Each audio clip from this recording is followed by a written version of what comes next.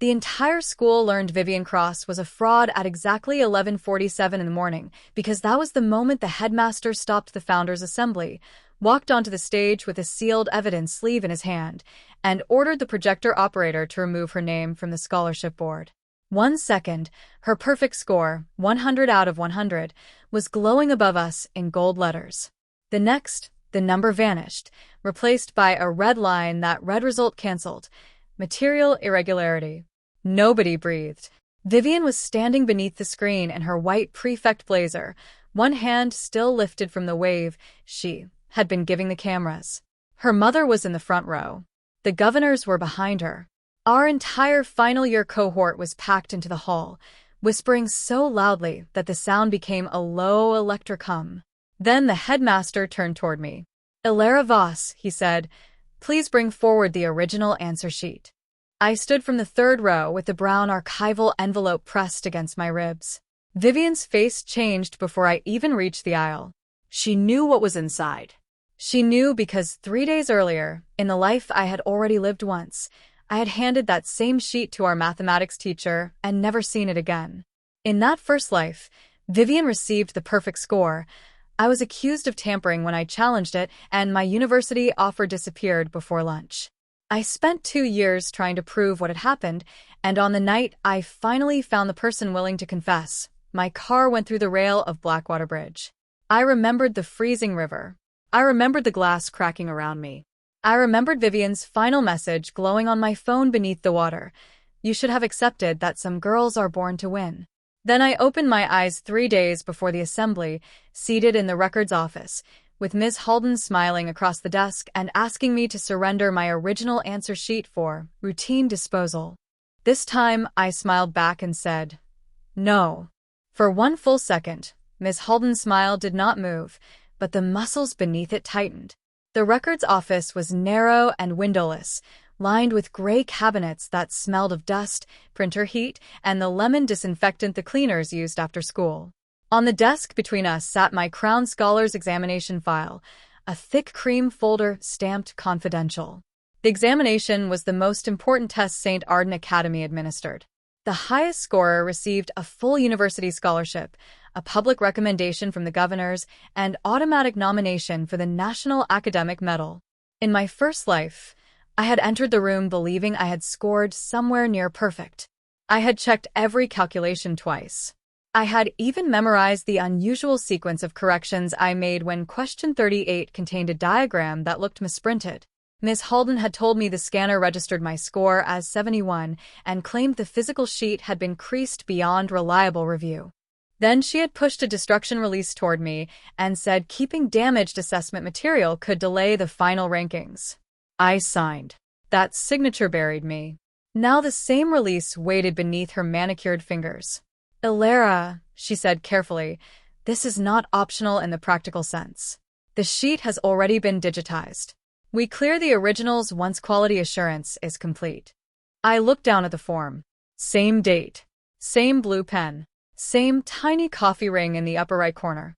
My pulse struck once, hard enough to hurt, but I forced my shoulders to loosen. The school's examination policy sat in my memory because I had studied it like scripture during my failed appeal.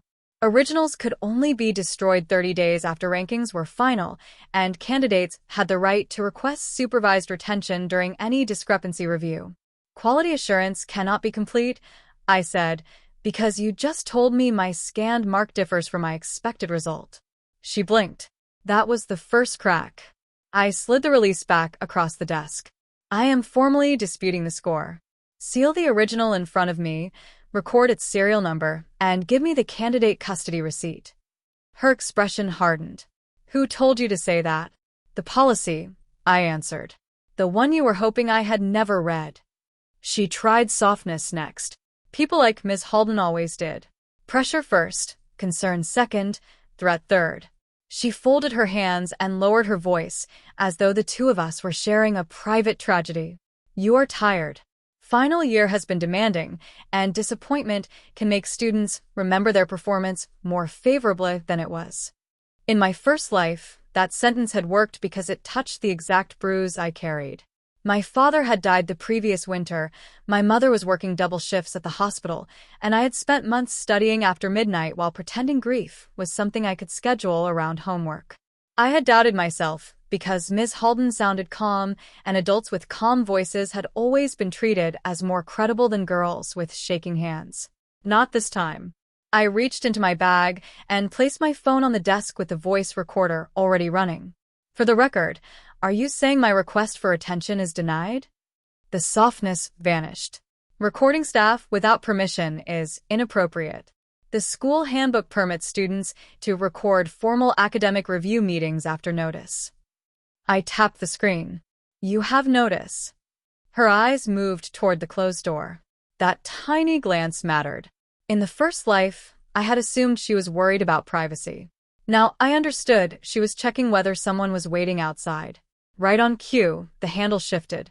Vivian stepped in without knocking, wearing her prefect badge and carrying 2 iced coffees. She stopped when she saw my phone. "Oh," she said. "I didn't know you were here."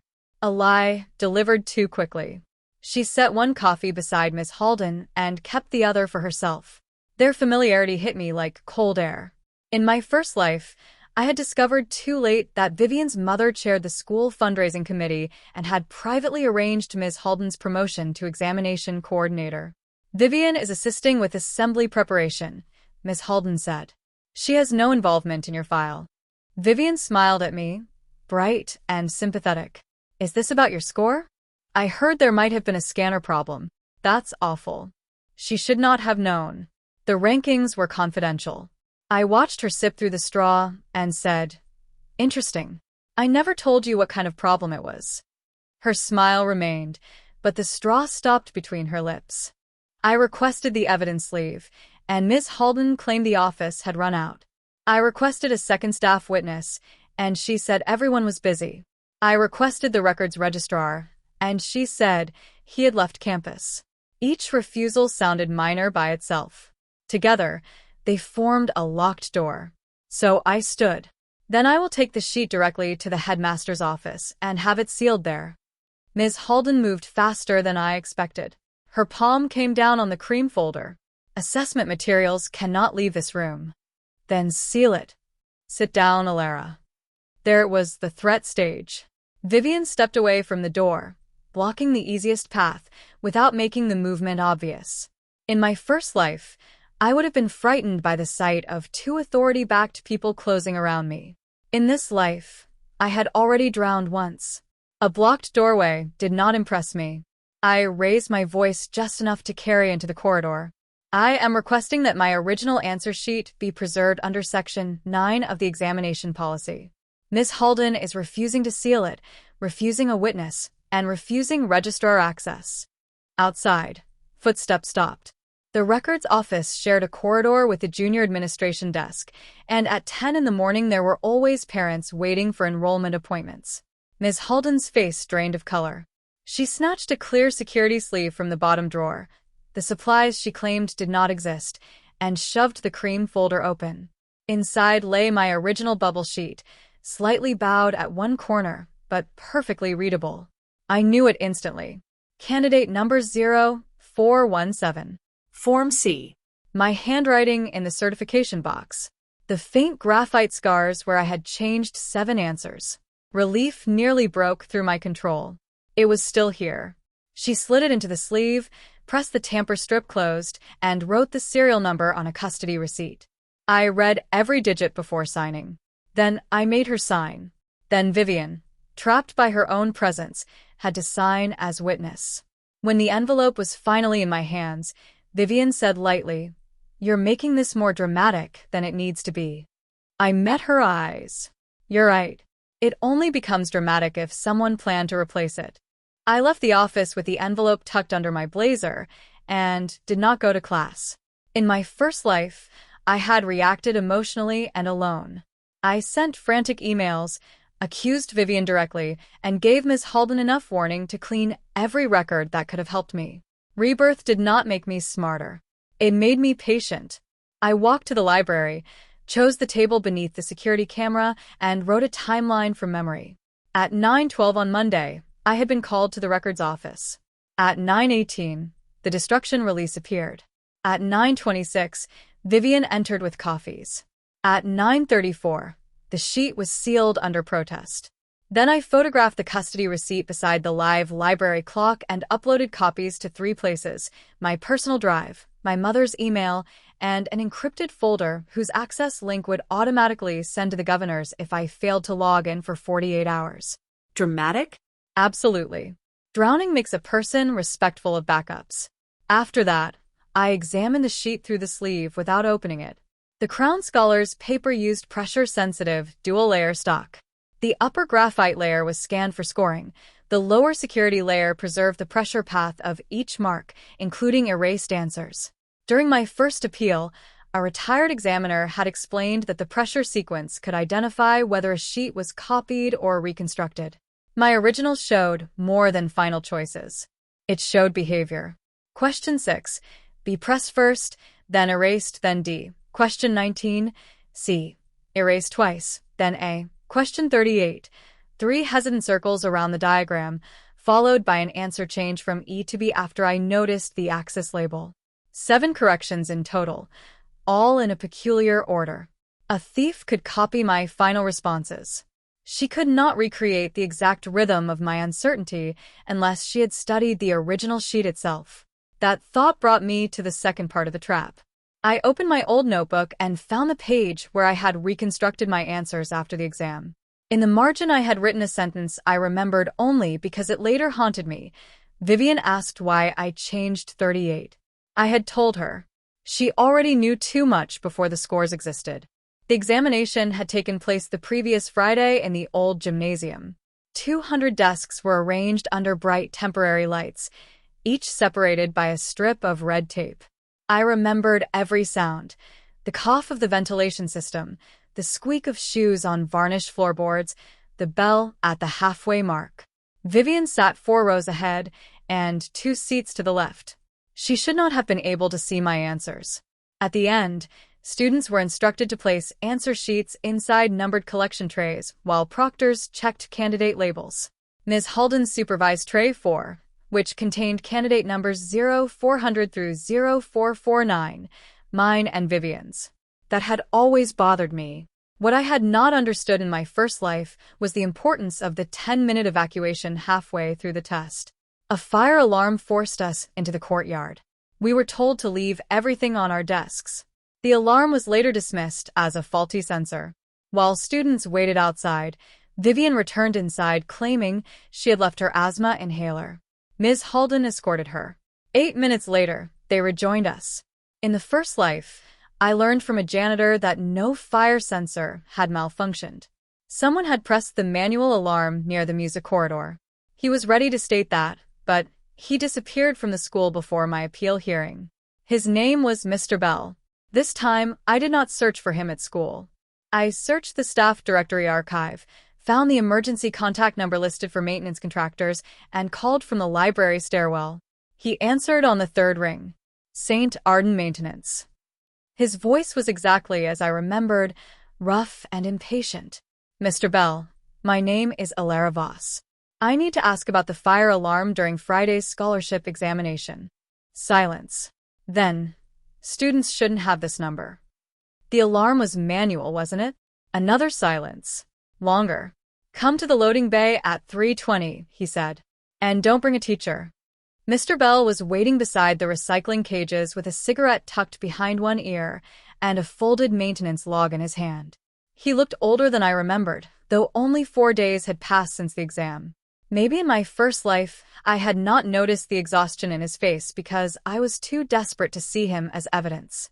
You didn't get this from me, he said before I could speak. I did not give you a copy. You did not photograph it. Then he handed me the log and turned his back. The alarm at 10:41 had been triggered manually from pull station M3. Reset at 10:53. No smoke, no heat fault, no sensor error. Below that, a handwritten note read: camera corridor feed unavailable. System reboot requested by exam coordinator 1037. For minutes before the alarm, Ms. Halden had requested a camera reboot. My fingers went numb. Why didn't you report this? I asked. Mr. Bell laughed without humor. I did.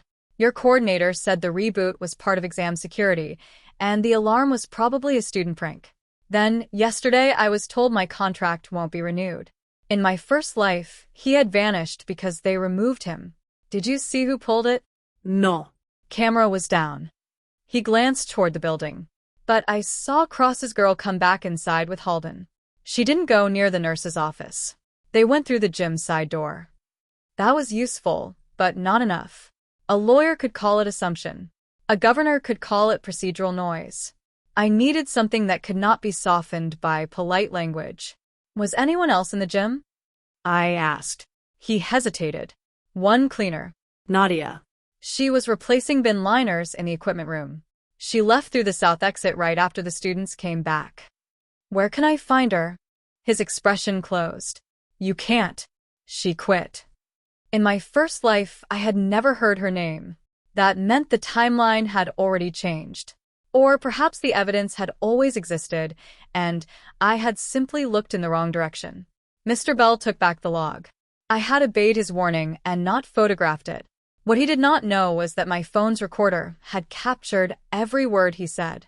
At home that evening, my mother was asleep at the kitchen table in her Navy hospital scrubs, one cheek resting on an unpaid electricity notice. In the first life, I had hidden everything from her until the scandal became public, because I thought protecting her meant carrying pain alone. It only meant she learned the truth after other people had shaped it. This time, I made tea, woke her gently, and placed the sealed envelope between us. I told her about the disputed score, the attempted destruction release, the fire alarm, Miss Halden, and Vivian. I did not tell her I had died. There are truths so large that speaking them too early makes every smaller truth sound insane. She listened without interrupting, then picked up the custody receipt and read it twice. What do you need from me? She asked. No disbelief. No lecture. Just the question. My throat tightened. I need an adult who cannot be dismissed as emotional when the school tries to isolate me. She reached across the table and squeezed my hand. Then they will have to dismiss us both.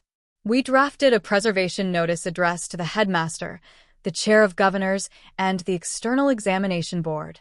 It demanded that the school retain all physical answer sheets, scanner logs, access records, security footage, fire alarm data, printer history, and communications relating to the Crown Scholars examination. My mother sent it from her hospital account at 8:03 p.m., copied to a solicitor from her union. The effect was immediate. At 8:11, the headmaster replied that the matter would be reviewed.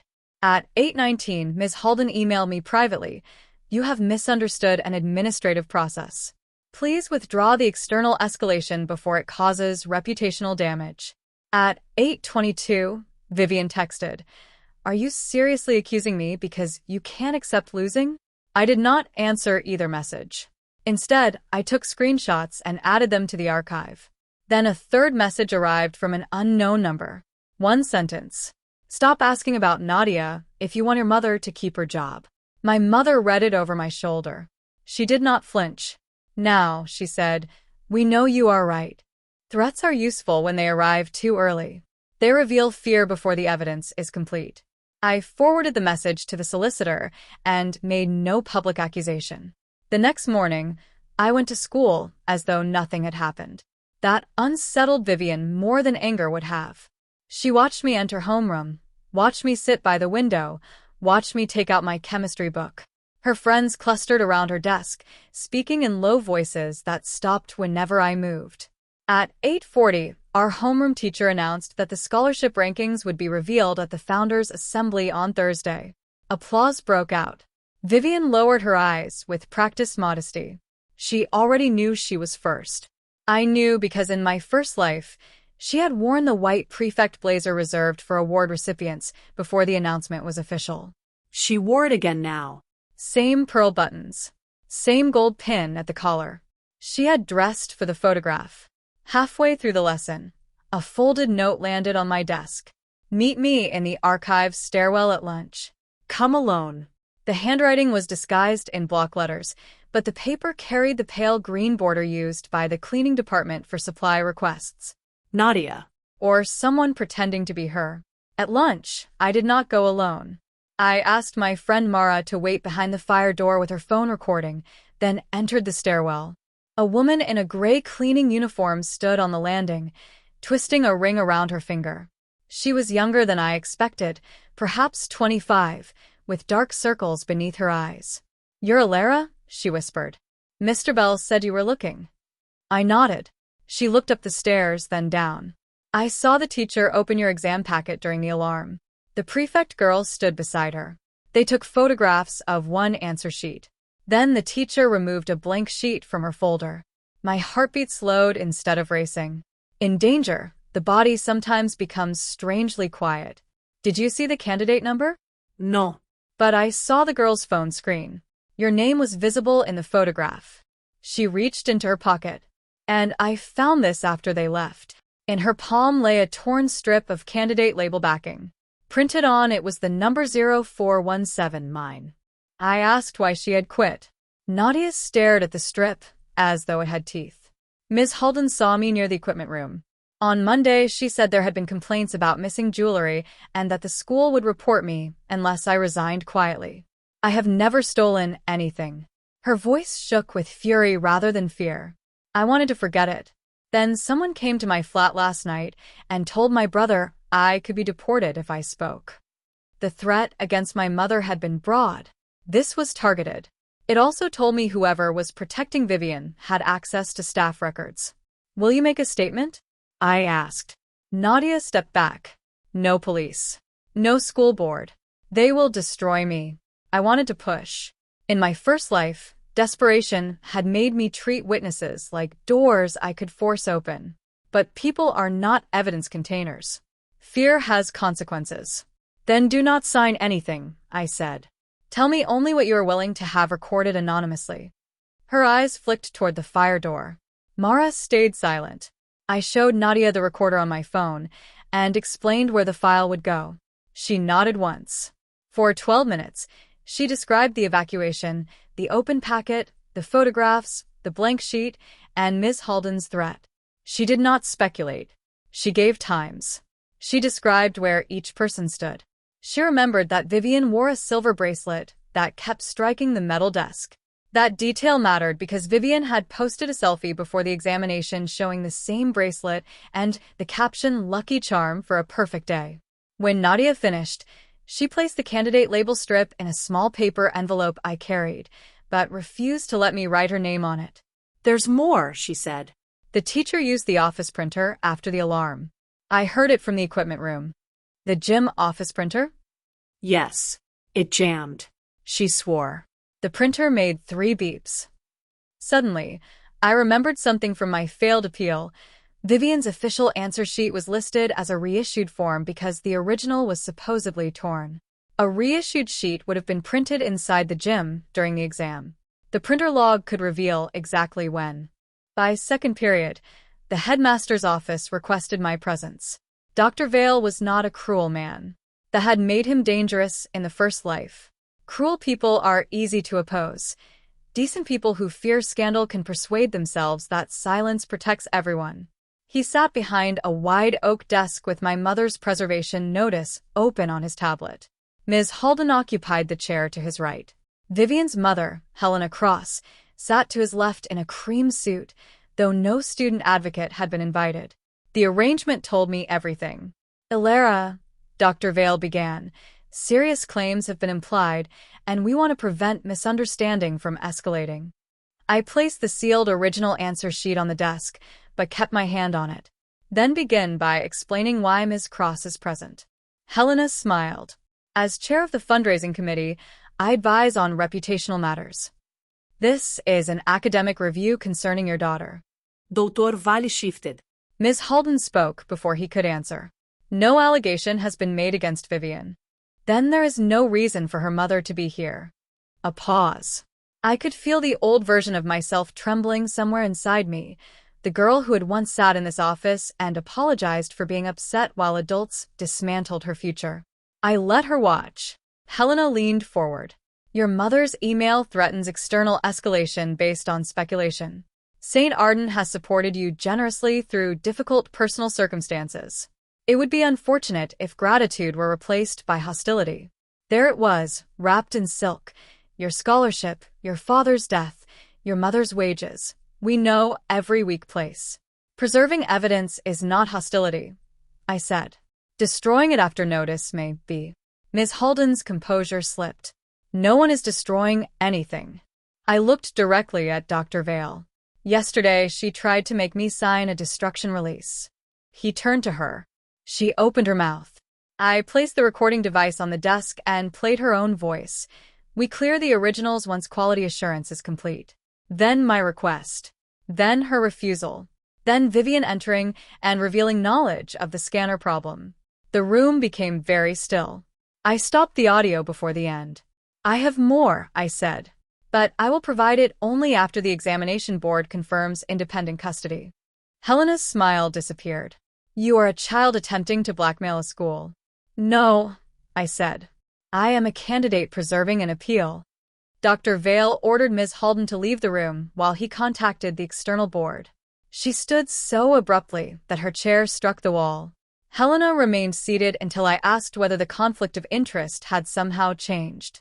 Dr. Vale finally found his spine and asked her to leave too. As she passed me, Helena bent close enough for her perfume to cover the smell of old wood and said, Your mother cannot afford the kind of fight you are starting. I answered without looking at her. Then it is fortunate your daughter made the evidence free. When the door shut, Dr. Vale rubbed both hands over his face. He looked tired, suddenly smaller than the office built around him. How much do you have? He asked. Enough to require an independent audit. That is not what I asked. It is the only answer you need. He studied me. You are very different today. The words sent ice through me. I wondered, absurdly, whether rebirth left something visible behind the eyes. Then he added, In previous meetings you were not this. Prepared? Unforgiving. I thought of river water filling my lungs. I have learned that forgiving before the truth is known only protects the liar. He signed a temporary custody order. Under it, my original answer sheet would remain sealed in my possession until an examiner from the Crown Board arrived the following morning. He also suspended access to examination records for all school staff. That should have secured the system. It did not. At 1:16 p.m., while I sat in physics, every computer on campus went dark. The network failed for 9 minutes. When it returned, the Crown Scholars folder had been deleted from the school server. Ms. Halden had supposedly lost access 30 minutes earlier. Helena Cross had no school login. Vivian was in literature class under observation. Someone else was involved. The deletion changed the shape of the problem. In my first life, I had focused so completely on Vivian and Ms. Halden that I never asked who could manipulate systems after both were watched. At St. Arden, only 3 people held administrator-level access: the IT director, the deputy head, and the external contractor who maintained the exam scanner. The contractor was Cross Educational Technologies, a subsidiary owned by Helena's brother. I found that link in the footer of an old procurement announcement hidden on the school website. The scanner, the server backup, the printer authentication software, every technical path led back to the Cross family. It was not a student cheating with a photograph. It was a system built to turn cheating into an official result. That realization should have frightened me. Instead, it simplified everything. Digital evidence could be deleted. Physical machines remembered in other ways. Printers kept internal job counters. Scanners recorded maintenance totals. Router logs existed offsite. The examination board received checksum reports when answer files were uploaded.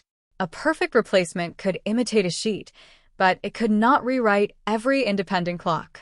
I skipped lunch and went to the technology workshop, where Mr. Ilian, our robotics coach, was repairing a drone motor. He had no love for administrators and an almost religious respect for machine logs. I told him I needed general information about the gym office printer, without explaining why. That antique, he said. It stores the last 50 job IDs locally. Even if the server is wiped, can the history be printed? With service access. Who has that? He pointed a screwdriver at himself. Why? Before I could answer, the workshop door opened. Deputy Head Mercer stood there, broad-shouldered and expressionless. He looked from me to the printer manual on Mr. Ilian's screen. Ilara, he said, Return to class. His tone was neutral. Too neutral. In my first life, Mercer had chaired the disciplinary panel that accused me of falsifying my appeal. I had always believed he was merely harsh. Now I noticed the Cross Technologies lanyard clipped inside his jacket pocket. I returned to class because refusal would warn him. 10 minutes later, I asked to use the bathroom, slipped out through the science stairwell, and circled toward the gym. The office door was locked. Through the glass, I could see the printer on a side table, its green status light blinking. I did not touch the handle. Instead, I photographed the machine model and serial number from outside, then went to the public library after school and downloaded the service manual. The local job history could be accessed by holding 2 buttons during startup. It would display timestamps, page counts, and user codes. I sent the instructions to Mr. Ilian from an anonymous email with one sentence: machines should not be blamed for what adults choose to print. At 5:42 p.m., he replied with a photograph. 3 jobs had been printed during the examination evacuation: 1 page at 10:44, 1 page at 10:46, and 2 pages at 10:49. User code exam admin. The device counter showed the jobs still existed even though the central server log had vanished. At 5:51, another email arrived, this one from Dr. Vale. The external examiner, Ms. Sato, would arrive at 8 the next morning. All rankings remained scheduled for announcement at Thursday's assembly unless the board ordered delay. That sentence angered me. The school still wanted the ceremony, still wanted the cameras, still hoped the problem could be reduced to a quiet correction after the applause. Fine. If they insisted on a stage, I would give them a stage. I created a folder titled Assembly and added the custody receipt, Ms. Halden's recording, Mr. Bell's testimony, Nadia's anonymous statement, the candidate label strip, the printer job history, the threat messages, and the procurement link connecting Cross Technologies to the exam system. Then I added one more document, a written declaration that I would not consent to confidential settlement before the rankings were publicly corrected. In my first life, they had destroyed me in public and apologized in private. This time, the order would be reversed. The next morning, Ms. Sato arrived carrying a black case and the kind of silence that made administrators nervous. She was small, silver-haired, and precise, with thin glasses attached to a chain. Dr. Vale introduced her as the Crown Board's senior forensic examiner. We met in the conference room with my mother, the union solicitor, Ms. Halden's representative, and Deputy Head Mercer. Helena Cross demanded attendance, but was refused. Vivian waited elsewhere with her own counsel. Ms. Sato began by examining the tamper seal on my envelope. She compared the serial number to the custody receipt, inspected every signature, photographed the edges, and opened it beneath 2 cameras. When she lifted my answer sheet under an angled forensic lamp, the graphite marks rose like a second language. Candidate 0417, she said. Form C, original pressure layer intact.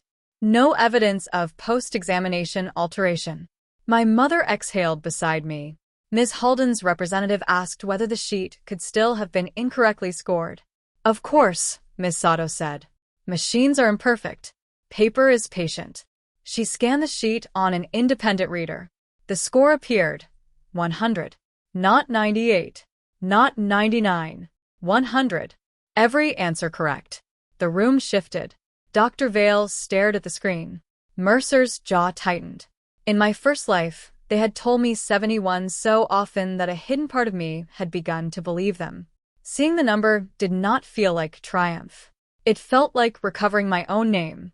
Ms. Sato requested the school's uploaded answer image for candidate 0417. The server copy was gone, but the Crown Board's off-site checksum archive retained a compressed snapshot. It loaded on the screen. The image showed a different sheet with my candidate label but 29 wrong answers. A replacement. Ms. Sato placed both images side by side.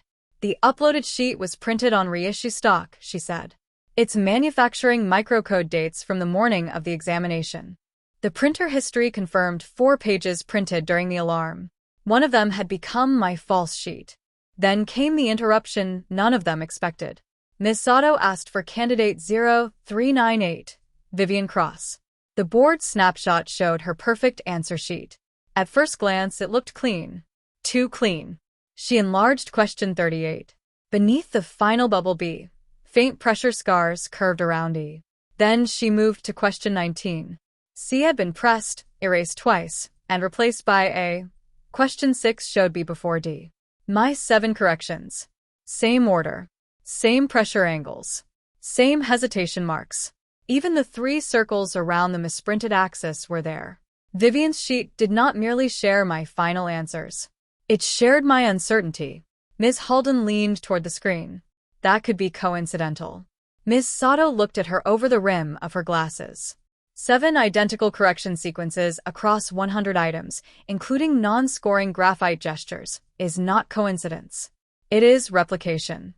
She overlaid Vivian's sheet with a photograph taken of mine during the evacuation. We did not yet have the photograph itself, but the pressure pattern revealed how it had been copied. Someone had placed a blank response sheet over a high-contrast image of my original and traced both the final answers and visible erased marks to create authenticity. They copied too much. A cleaner cheat would have transferred only the final bubbles. Whoever reconstructed it believed matching my physical mess would protect Vivian from statistical suspicion. Instead, the mess became a fingerprint. Ms. Sato asked whether Vivian had been issued a replacement sheet. The official register said yes, due to a torn corner. The reissue time was 10:46 during the evacuation. Signed by Ms. Halden. Approved electronically by Deputy Head Mercer. The room went silent enough for the air conditioner to sound violent. Mercer finally spoke. My credentials may have been used. Ms. Sato turned to him. Then you will welcome a device audit. He did not answer. The meeting should have ended there, but Mercer made one final mistake. He stood, announced that he would not consent to an invasive search based on a child's theatrical accusations, and reached for his laptop. Ms. Sato closed the lid before he could touch it. This device belongs to the school, she said. The preservation notice applies. For the first time, his expression cracked. He looked toward Dr. Vale, expecting protection, and found none. The union solicitor called the police liaison because of the threats and suspected record destruction. Ms. Halden began crying, not loudly, not sincerely, but with controlled breaths designed to make everyone remember she was a teacher under pressure rather than an adult who had stolen a student's future.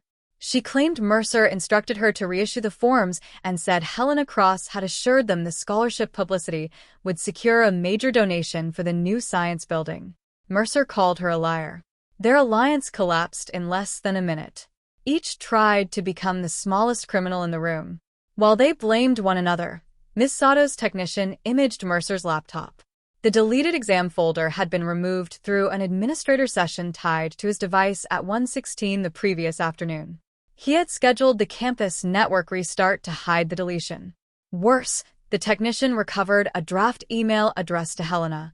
The Voss girl retained the original. We need the physical copy before Sato arrives. Helena's reply had been deleted but remained in the cache notification file. Handle it. Vivian cannot lose the announcement after everything promised. Dr. Vale read the words twice and then asked security to escort Mercer and Ms. Halden from the building. As the door opened, Ms. Halden turned to me with wet eyes. You have no idea what this will do to the school. I almost laughed. Even exposed, she believed the building was the victim.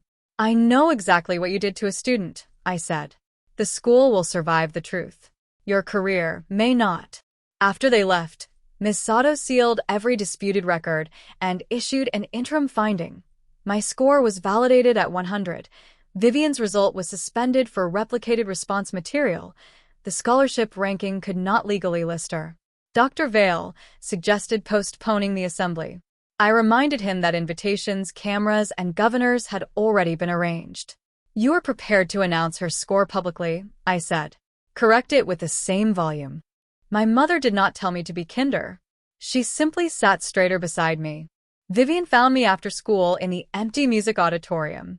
I had gone there because Mara said someone was waiting near my locker, and I preferred a room with 2 exits and visible cameras. Vivian stood on the stage beneath a single work light. No prefect blazer now, no friends, no practice smile. She looked smaller without an audience. You planned this, she said as I entered. I preserved evidence. You knew exactly where to look. You knew about the printer, the alarm, the cleaner. How? For half a breath, I considered telling her. I imagined saying, because I watched you win once. Because you let them call me unstable. Because when I found Nadia 2 years later, your mother sent a car behind mine through the rain. Because I died reading your message. But the truth of rebirth did not belong to her. People who cheat always think honest people are blind, I said. We are not. We are usually just late. She came down the stage steps. My mother arranged it. I didn't ask for all of this. You returned to the gym during the alarm. She told me the scholarship was already decided. She said donors expected me to win and that your score would only create complications. So, you watched Ms. Halden photograph my sheet. I thought they were correcting the ranking. The lie was almost insulting. I took out my phone and set it on a seat between us. She noticed the recorder icon and laughed bitterly. Still collecting proof? Still giving people the opportunity to tell the truth. Her face twisted. Fine. I knew they were copying it. I knew your sheet would be replaced. But do you understand what happens if I lose? My mother has built my entire life around this. Every interview, every university meeting, every family dinner, perfect Vivian, perfect score, perfect future. I could not go home and tell her I came second to the charity case girl. The phrase landed exactly as she intended. In my first life, it would have wounded me. Now it merely completed the recording. You did not come second, I said. You earned whatever score was on your original sheet. She looked away. 83. There it was. Not failure. Not disaster. A good score sacrificed because perfection had become more valuable than truth. She stepped closer and lowered her voice. Withdraw the accusation against me. Let them blame Halden and Mercer. I'll decline the scholarship for personal reasons. You'll get it. Everyone wins. Nadia lost her job. Mr. Bell lost his contract. My mother was threatened. My result was falsified. In the life you wanted, I lost everything.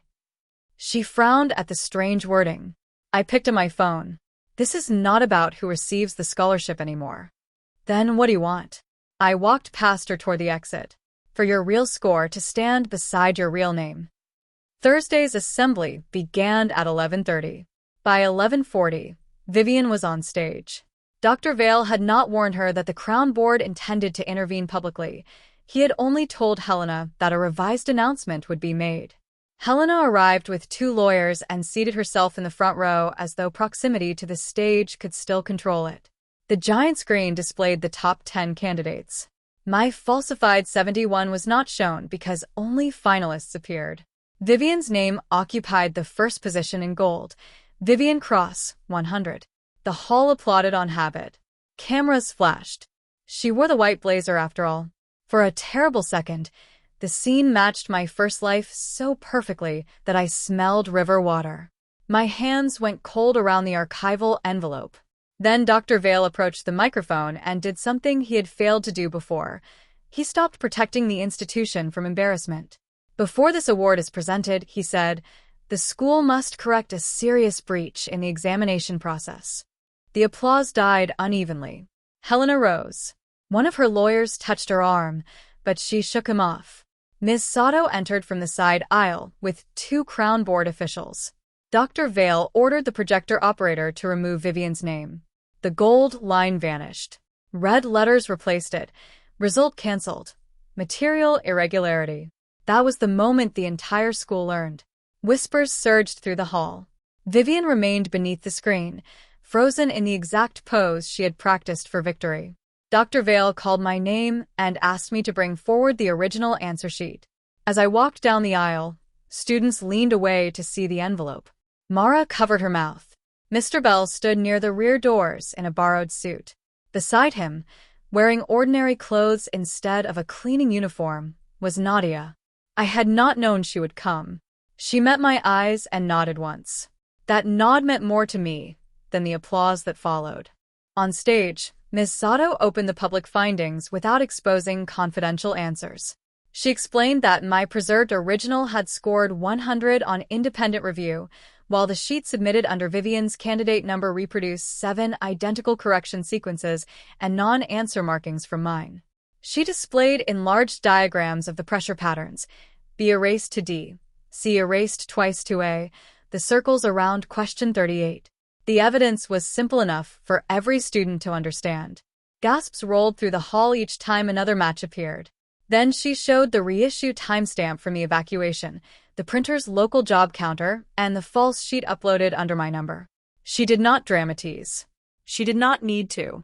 Facts delivered in a calm voice can be more devastating than accusation. Helena pushed into the aisle and demanded the screen be turned off, claiming the board was defaming a minor. Vivian was 18. Ms. Sato informed her that the disclosure concerned an official award announcement and had been approved by legal counsel. Dr. Vale then announced the suspension of Ms. Halden and Deputy Head Mercer pending dismissal proceedings, the termination of cross-educational technologies access, and an external review of every examination they had handled. Finally, he faced Vivian. "Your original, independently verified score was 83, he said. Under examination rules, participation in answer substitution invalidates the result entirely. The perfect score is cancelled, and you are disqualified from the Crown Scholars ranking." Vivian looked at me, not at him. The hatred I remembered from her final message was there, but now it had nowhere to hide. "You ruined me," she said, loud enough for the microphone to catch. The entire hall heard my answer. No. "I kept the one thing you needed destroyed." The scholarship passed to me, but I did not accept it on stage. That surprised everyone, including my mother. I asked Dr. Vale to place the award in temporary trust until the board reviewed whether any other students had been displaced by altered records. A stolen ranking does not become clean merely because the rightful victim is placed at the top. Over the next 6 weeks, the audit uncovered 4 more manipulated assessments from previous years. 2 children of major donors had received inflated marks, 1 bursary student had been pushed below an eligibility threshold, and a teacher, who questioned the anomalies, had been forced into early retirement. The science building donation Helena used as leverage was frozen. She resigned from every school committee before the governors could remove her. Mercer and Ms. Halden were charged with offenses relating to document falsification, unauthorized system access, and witness intimidation. The legal process continued long after graduation. Nadia received a formal apology, compensation, and an offer to return. She declined the job and used part of the settlement to begin a nursing course. Mr. Bell's contract was restored, though he insisted on a clause stating no examination coordinator could order camera shut down without dual approval. Vivian transferred before final term ended. Her university offers were reconsidered, her prefect photographs disappeared from the school website, and the girls who once orbited her moved on with astonishing speed. I never celebrated that part. Watching someone lose a false life is not the same as watching her build an honest one. She sent me one final message. "You think keeping that paper made you better than me?" I replied only once. No. It made the truth harder to kill. Then I blocked her number. When the audit ended, the Crown Board confirmed that my score was the highest legitimate result, and I accepted the scholarship in a small meeting with no stage, no gold screen, and no photographers. My mother signed as witness. Nadia and Mr. Bell were there because I asked them to be. Dr. Vale apologized to all of us without asking for forgiveness, which was the first useful apology I had ever heard from an institution. The board offered to name a new academic integrity prize after me. I refused. Instead, we created a candidate evidence policy requiring every student to receive a sealed digital copy and custody receipt for high-stakes assessments. No answer sheet could be destroyed before the appeal period. No single administrator could reissue a form during an evacuation. Every printer and scanner log would be mirrored outside the school. It was less glamorous than a prize, which was precisely why it mattered. A name on a plaque honors one survivor. A procedure protects the next girl before she needs to become one. On graduation day, I carried the original answer sheet home in its brown envelope. I could have framed it. I could have kept it as a trophy. Instead, my mother and I drove to Blackwater Bridge just before sunset. I stood behind the repaired rail where my first life had ended and listened to the river move below. The fear was still in my body, but it no longer owned the ending. I opened the envelope, looked once at candidate number 0417 and the 7 imperfect corrections that had saved me, then returned the sheet to its sleeve. I did not throw it into the water. Evidence should not be sacrificed for symbolism. I placed it back in my bag, took my mother's hand, and walked away from the bridge alive. In my first life, Vivian believed some girls were born to win. She was wrong. Some of us are reborn knowing exactly what not to surrender.